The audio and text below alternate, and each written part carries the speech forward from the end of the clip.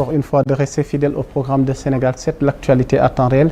mbokk yi ñu ngi leen di nuyu ngeen gi nuyu di leen jox seen wàccuwaay amaat mbégte dellu soit ak yéen dans votre grande émission mi ñu duppee Bonsoir Sénégal ngir reveniraat en détail ci actualité bi ñuy dalal nag gan gu mag goo xam ne gëju fi waaye dikkaat na ndax saa su ne buñ ko soxlaa vraiment dinañu wuyu si daal di ànd ak ñun jox ñu gis-gisam ak xalaatam ci actualité bi laataa may ñëw ci moom présenté ko waaye xam leen ni miin ngeen ko ci turu Nit Dof moom mi tudd Mokhtar Gueye nekk doomi Njàmbur doomi Louga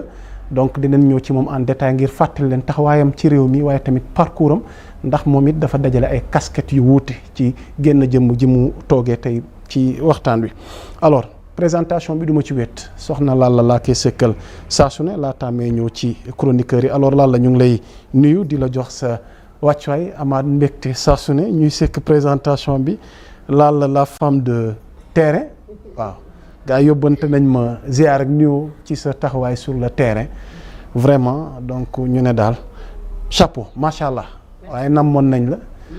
waaw Lalla bu convention des jeunes reporters doo bàyyi tey tuuti ma xaw la poobar tuuti laataa ñuy tàmbali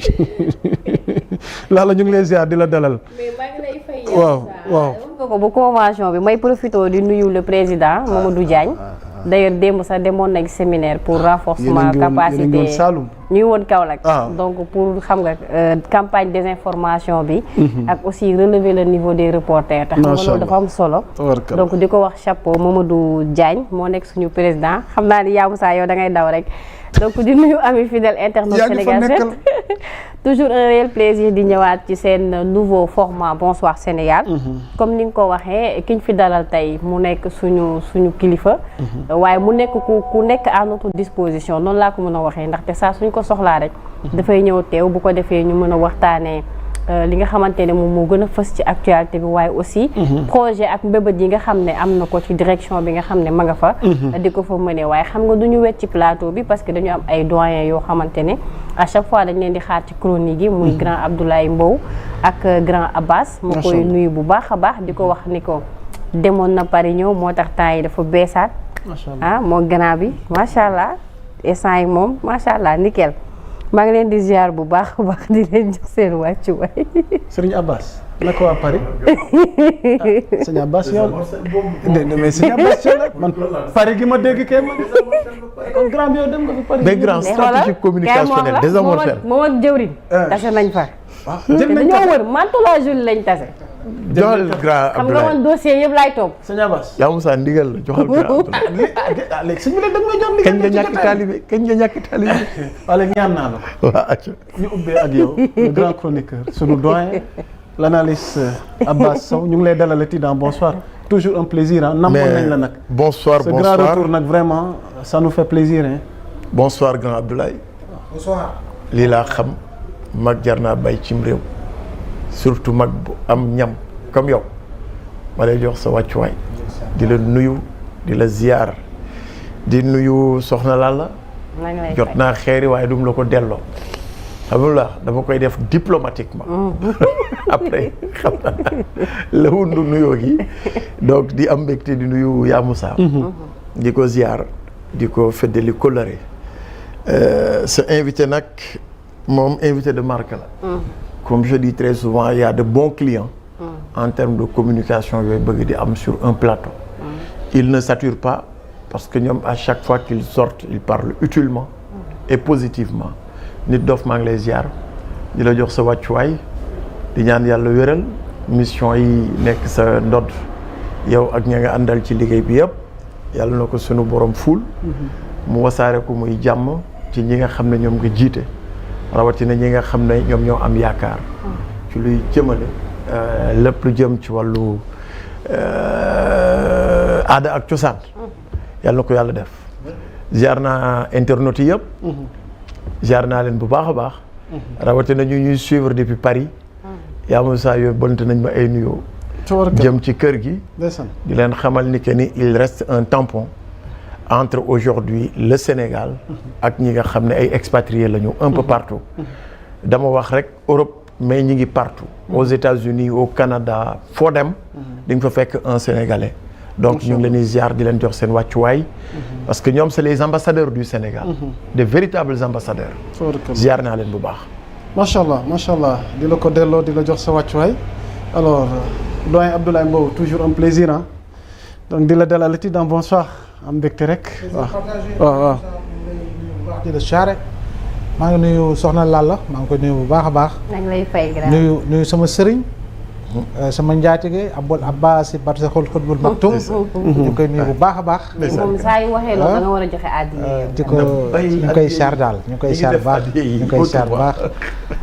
di ko nuyu bu baax a baax à travers lui je salue véritablement et je dis bonsoir à toute la Casamance naturelle. merci ñu ngi leen di nuyu bu baax a baax. di leen charrer parce que de ce côté-là aussi ils nous suivent. Macha Allah. Et puis Casamance aussi dafa nekk un symbole fort de l'histoire du Sénégal. Il dit un symbole fort de l'histoire du Sénégal. Plus que fort. Voilà, avec de grands hommes yoo xam ne avant les indépendances et au-delà, ils ont contribué pour le développement du Sénégal, pour la démocratie au Sénégal et pour le renforcement des acquis démocratiques au Sénégal. ñu ngi nuyu tam ñëpp ñuy seetaan di nuyu bu baax notre très cher Mortala Nit Dof de son nom d'artiste que man j'appelle véritablement la puissance du rap parce que tamit loolu c'est une réalité parce que on a vu les concerts yu mu doon tëgg au stade Iba Mar show of the year véritablement loolu moom c'est véritablement une marque de puissance xam nga et c'est ni ñu koy waxatee c'est un combattant aussi combattant boobu tey wane na ko ci période boo xam ne c'était très difficile et véritablement comme ni ñu koy xamee rek nit moom loo gëm xeexal nit loo gëm rek xeexal injustice bu dee da nga jàpp ni injustice la da nga war a xeex jomba bu fekkee ni da nga xam ne loi bi jaarut yoon yaa ngi dégg da nga war a xeex pour loi bi jaar yoon et je pense que loolu lu am solo la ça me rappelle benn son ay Fight the Power ah bi Public Enemy 1990 jomba di wax si nañu xeex pour éducation xeex pour liberté xeex pour nangam et je pense que loolu lu am solo la et que moom à travers lui aussi véritablement lépp lu culture urbaine jàpp naa ni représentation ak représentativité daañu ko gën a gis et moi je plaide vraiment parce que on voit télé yu organiser ay xale yu way c'est bien ñu wane ay talent mais il y a des jeunes aussi qui jouent véritablement qui ñu koy waxee instrument de musique yoo xam ne c'est le studio Karantaba avec Numu Kunda Sissoko et Fred Hirschi yoo xam ne ay ndaw la ñuy former dañuy jouer guitare dañuy jouer clavier dañuy jouer batterie dañuy jouer balafon et ils jouent sur des sons ils ont accompagné Fadi Freddy et Nongodi rap def nañu concert avec d'autres artistes yoo xam ne xale ñooy tëgg et puis dañuy way et je pense que je rêve de voir ces jeunes-là jouer des sons de ni ñu ko waxatee des sons de ni ñu ko waxatee Rapadio ñëw jouer ay son wu PBS ñëw jouer ay son wu Xurmbege ñëw jouer ay son wu Jaamaan tu vois et cetera ñëw jouer ay son wu Nit Dof tu vois rappeur bi ko nekkoon foofu way ko et je pense que loolu moom dénk naa le projet woo quoi voilà mais Ya Moussa avec ta permission aussi c'est saluer li nga xam ni au centre-ville rebaptisé nañu ay rues yu bari ci suñu ay turu kilifa. danañ ci dikk. voilà fort heureusement. Deuxième élément bi aussi. Saluer aussi l'organisation de cet hommage national à notre grand-père Amadou Makhtar Mbow. wax naa dëkk bi dañoo am cëslaay suñuy modèle nañ leen di fësal. c'est des fiertés dañ leen war a fësal. fu ñu bokk ak ku ñu doon dañ leen war a fësal. ñetteel élément bi mooy cër bu ñu war a jox itam suñu ay kilifa. cër bu ñu war a jox suñu ay kilifa gis nga si dans le monde politique les gens peuvent se donner des coups de poing mais dafa am ay cëslaay si réew mi yoo xam ne waruñu koy caaxaane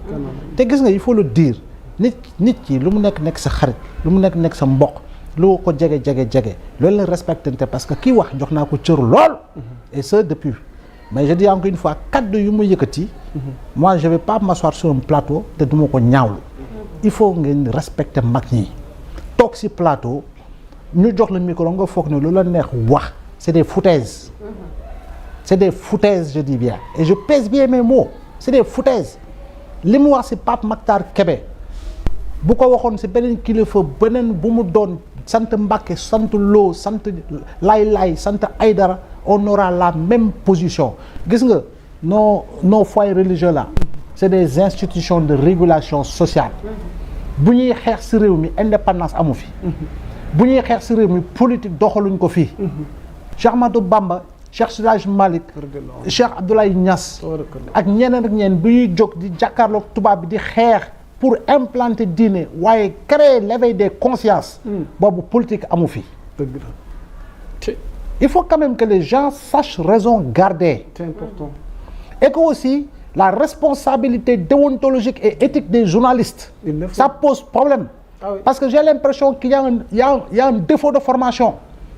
on voit des présentateurs ou des présentatrices qui ne sortent je ne sais de quelle école de quel institut de quelle université yoo xam ne dañuy toog ci plateau mel ni robot ki ñu toogal di saaga nit di xas nit di ko jiñ di ko tam ñu toog ñi croiser les bras ni miik ils sont complices. ba pare dagg ko def ko extrait. voilà dagg ko extrait pour lan la course aux vues nañu bay xasante bi nañu bay saagante bi xam-xam wax ko mu leer. barki Rasulullah. parce que en réalité lu fi xew ci plateau yi des fois je dis moi je suis journaliste mais je dis encore une fois moi je ne peux pas admettre admettre nit toog tiim nit yow contexte bi mu waxee xamuloo yow woowoo nit ki laaj ko sa waxin gi nga wax lan la nga ci undu lan moo di fond bi mais dëgg rak ci waxin surtout wax yooyu nga xam ne il faut nga jàngat ko bu baax da nga ñëw toog ci plateau ñëw yëkkati say kàddu di jaay gëree loolu du yëfu gëree de déedéet te bu moytuwul nag moom gars yi ñoo koy noppiloo Sénégal gii dafa am baatin que les gens respectent ce qu'ils doivent respecter et ngeen baal ma nag si coup de gueule bi parce qu'en réalité il y a certaines choses yoo xam ne il faut ñu koy ñaawlu et c'est véritablement inadmissible waxaaleen nga ñu de liñ bëggoon wax yëpp bu ñu yemee ci see kàddu mu doy di soññaat sama bopp moo xam laal la moo xam ñun ñi ñëpp suñuy responsabilité engagé wu na ci bëgg vue ak bëgg siiw ak bëgg ñoo ñeme ñoo sañ a wax yenn comme ci jëy ci plateau waaye defe naa ne moom kër Cheikh Seydi Hadji Malick moom caaxaan amu fa de ku fay dugg na la fa jàmm tax a jug de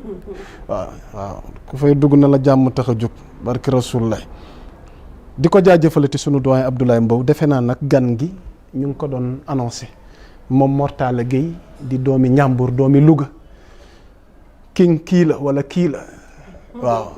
ndax il est artiste mais artiste engagé danañ ci ñëw mais il est auteur compositeur mais également producteur ndax ku tudd Nit Dof kii la sa xel dem ci show of the year waaye ku ko tudd itam xam ne il a fait ses débuts dans les années 90 waaye nag mi ngi génnee albumum gu njëkk tuddee ko Mbedd mi loolu defe naa c'était en 2007 waaw donc ginnaaw Mbedd mi jàll na ci RDDR waaye jàll na tamit ci Roi d'Afrique jàll tamit ci li nga xamante ni moom mooy hip hop du ma sa dee pour ne citer maanaam que ces albums là chaque année mu ñuy bégal ci show of the year soxna laal la waaw donte nammaat nañ ko xam naa nag dinañu wax fan la ci toll waaw parce que gis naa ne nag game bi ñu ngi koy clash fan yi xam naa nag est-ce que gars yi nag mu ñu show of the year nga dikkaat pour mën a faire taire waaw Nit Dof waaw loolu yëpp nag teroo ko mu nekk un citoyen engagé au service de sa nation ndax ku ne gis na taxawaayam ci li ñu tuddee projet bi waaye li nga xamante ne moo indi tey duo bi moo xam Sonko ak Diomaye tey à la tête de ce pays là mu milité boo xam ne ñëpp gis nañ ko mu resté constant ci ay principes am nga bëgg ko nga bañ ko waaye nangu na engagé wu ci li mu gëm di ci dox xëy na yàlla mi dara teewul tey jox ko ndombal tànk mu nekk le PCA président de conseil d'administration bu fonds de développement maanaam des cultures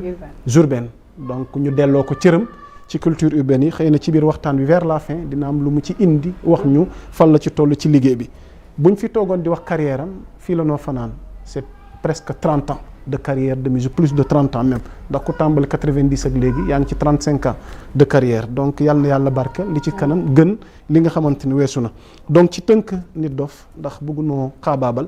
waaye nag dañ lay dalalati dans Bonsoir Sénégal